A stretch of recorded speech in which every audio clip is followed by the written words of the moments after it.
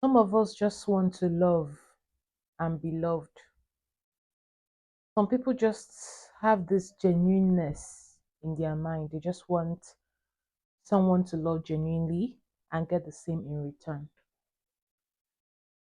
I'm not happy. I've just been reading a lot of negative things online on the internet about people that genuinely fell in love with other people, and then tragic things end up happening to them, or they end up getting hurt. Just yesterday, I went on Instagram and I saw post about a Nigerian doctor that is living in the USA that got married. I don't know, they're having a kind of divorce battle, going to court. I don't know how he lost his license, his medical license along the line. Just been a lot of negative stories surrounding that man and his family. Just like that, I don't know what happened, but I heard he committed suicide. He killed himself, just like that. Brilliant, young, good looking man lost his life. Just, I don't know whether it was his fault or the wife's fault. I don't know the actual story. I just don't understand what happened. But the truth is that a life was lost because he got married. If he exhibited some wrong characters in the marriage or he did something, I really don't know. But my point here is that marriage was involved. Love was, definitely it was involved. And then we're talking of suicide. What must have frustrated him? What kind of frustration he must have gone through before he committed that suicide? I don't know what happened. Then last week, it was about Annie Dibia and Two Face, very popular Nigerian artist Two Face and his wife.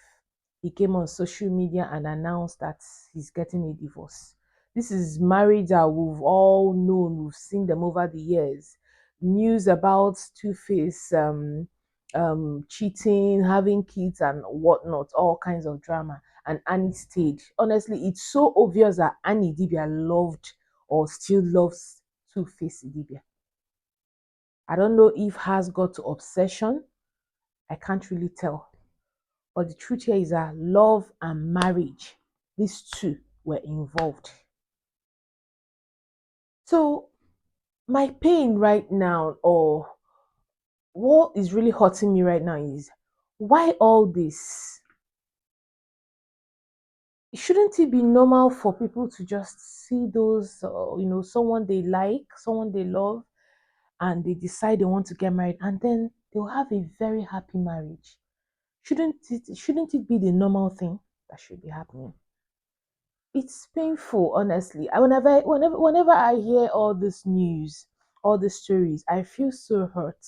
As a lover girl, I am a lover girl, so I really feel hurt reading all this kind of news. It's hurting. And then this will teach us that, most of these people, they must have dated before they got married. They must have, had a good relationship or friendship before they got married, and then things still went south. It got so bad that some lost their lives and some are battling divorce case right now, but they dated. That should tell you that no matter how long you date someone, no matter how long you try to know someone, it's just God. It's just God that can expose those negative things that you can't live with, that in that person, those negativities, those flaws. It's only God that can actually expose those things. It's just God. No one else can do that.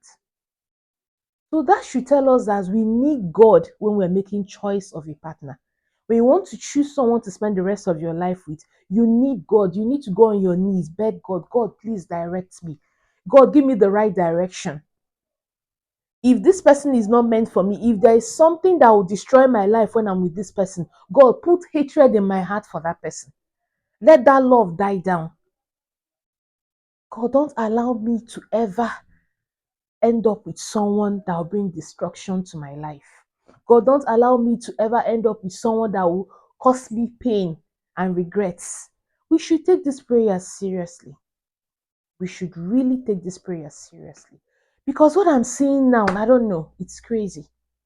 We need to pray hard before you choose a life partner for yourself.